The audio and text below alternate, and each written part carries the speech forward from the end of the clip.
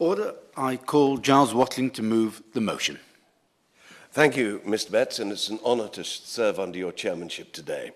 I beg to move that this House has considered the future of stoma care. In July last year, I hosted a truly inspirational event called Stomas in Parliament, which welcomed participants of a unique relay race from a London hospital to Parliament. For colleagues who may be unaware, stoma is an opening on the abdomen that can be connected to either your digestive or urinary system to allow waste to be diverted out of your body.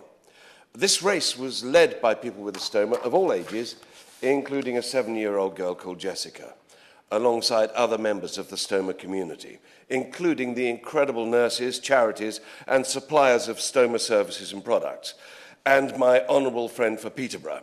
Sadly, I did not and do not have the legs for such running, but it acted as a symbolic display of the activities that people with a stoma can do when they receive high-quality care and support. And I'm delighted to see representatives here today. And thank you so much for coming. The purpose of this race was to deliver a calls to action statement, which was delivered to me on the Victoria Green just outside.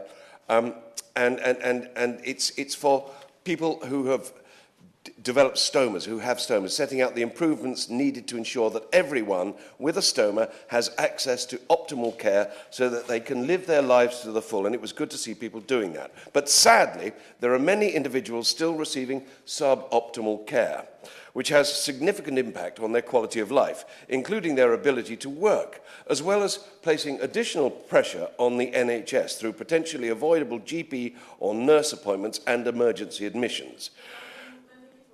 I'd be delighted to give way. You chose a great moment. Thank you. I really thank the Honourable Member for giving way and for making such a powerful and significant opening speech on this debate. As somebody who had a stoma in my late 20s, I really understand and recognise the significance of having great care and significant care. And would the Honourable Member agree that absolutely much more needs to be done to make sure people get the care and support they need when they do have a stoma?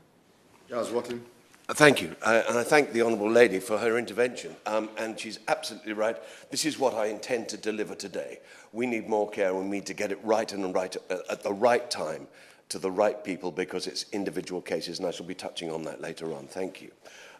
Complications with a stoma can include leakage, which in turn can lead to painful skin rashes, unpleasant odour, isolation, all of which, of course, can lead to career and relationship difficulties.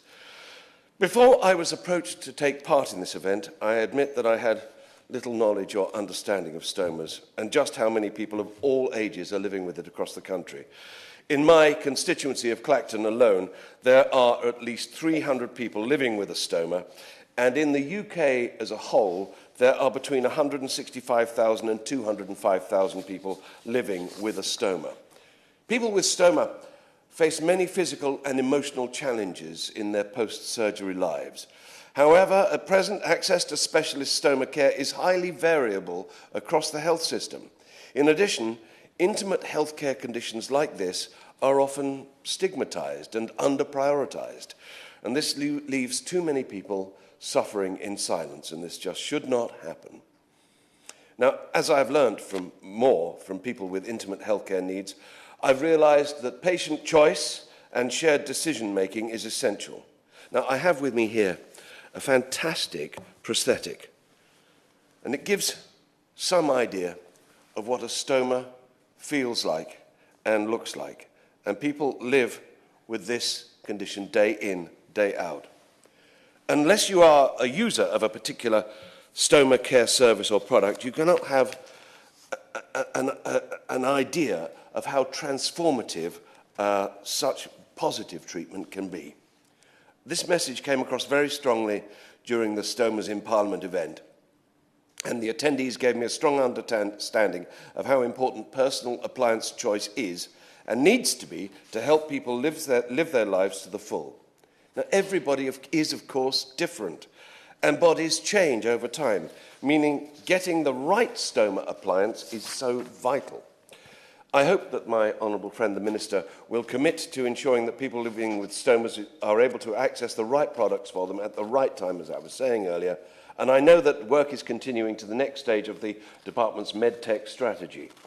Whilst the formation of a stoma is a life-saving procedure for many, it also produces difficulties, as I mentioned earlier. More needs to be done to address these difficulties, and providing equitable access to defined specialist pathways will improve consistency and quality of care and patient outcomes. Getting this right will support both the NHS prevention and self-care agendas, whilst reducing pressure on emergency hospital services and, in the long run, saving the NHS money. Now, I know that great work is already underway within the stoma community looking at patient pathways, and only just this month a group was formed, led by the industry and joined by the charities, such as the surgery lead for the NHS, the Getting It Right First Time programme. This work includes applying an NHS Getting It Right First Time approach. As part of this much-needed work, they will be undertaking a national audit and developing a best practice, evidence-based stoma care pathway to address the postcode lottery of stoma care, which will look to ensure long-term follow-up services and ensure equity of access to care. I wish to mention that I have separately spoken with Crohn's and Colitis UK, the leading charity for the 500,000 people affected by Crohn's and colitis in the UK, and I've brought with me here a briefing note from them that I would be happy to share with colleagues here today, alongside receiving a representation from the Urostomy Association. The association asked me to highlight that regarding the choice of equipment, one size does not fit all, and we need to have the choice of a variety of products from different companies.